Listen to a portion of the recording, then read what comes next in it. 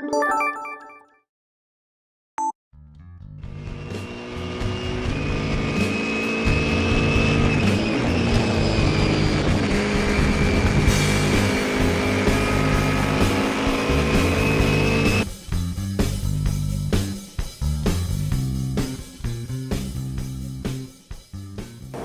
mid-season here at Team BOC, and we thought this is a great opportunity to update you on how the season's been so far and what you've got to look forward to in the events coming up.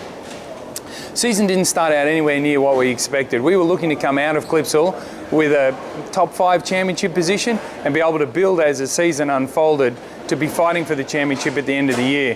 Having that car destroyed at Clipsal really put us on the back foot, created a lot of work for the team and really put us in a difficult championship position. We have rebounded though. We've won a race in New Zealand, a couple of pole positions, but we've also had some tough drive-through penalties to cope with as well. Coming into the Enduros, I think we're in a pretty good position. We've got strong cars, we've got very good race cars. With that little bit of luck, I think we're going to fight for race wins.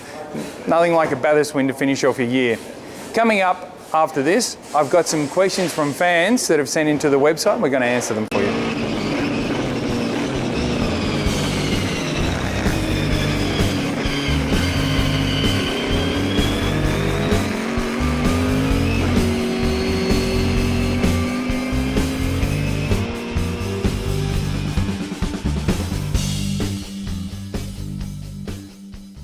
Our first question is from Brett, who wants to know what it would take for us to be able to challenge Red Bull and FPR week in, week out. Is it just a matter of car setup? That's an important part of it, but I feel that we actually are getting very good speed out of our cars.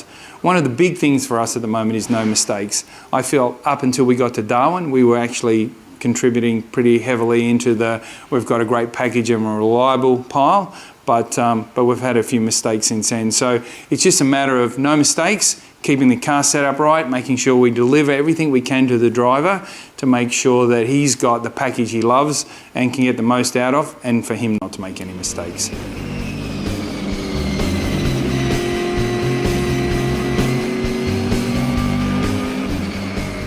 Jason asked about the consistency of the decisions. Seems to be a lot of confusion for the fans. Is it the same for the teams? Are we happy with the results that are coming out of that? I'd have to say no, honestly. You only need to look at the Red Bull incident at Townsville on the weekend.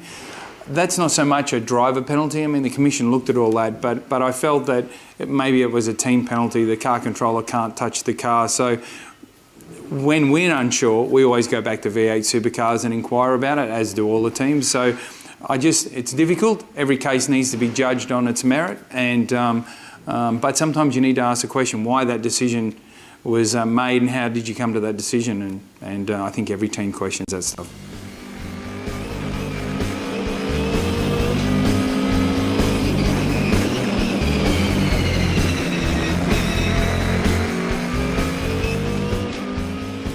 Nathan asked how much it costs to run a V8 supercar. Pretty difficult question to answer. It depends on what you put into it, whether it's just the running cost of the car on the circuit or what it costs to run the whole team, and you divide it by the 14 events and every kilometre that you cover.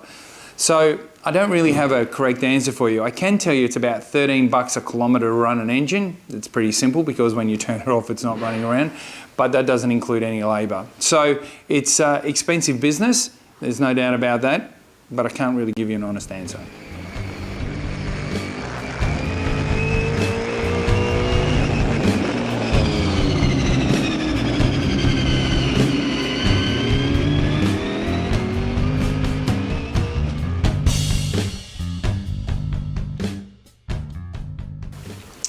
Jeff asked if I've had a drive of the new generation car. No, to tell you the truth, Jeff. I've only driven the old car, so I haven't plonked my bum in a race car for a couple of years. Not for any particular reason. I've got to tell you though, the last time I drove it, I felt that I didn't get the most out of it. It was quite rewarding, but I felt I was lifting in places where I should have been flat. So it's hard to find time with such a limit on test days. To stick me in a car, it just seems like a waste of time. So maybe at the ride day this year, I might, if there's an opportunity, jump in and squirt a few customers around. But I wouldn't be interested to see how they feel, to tell you the truth. It's just a timing issue.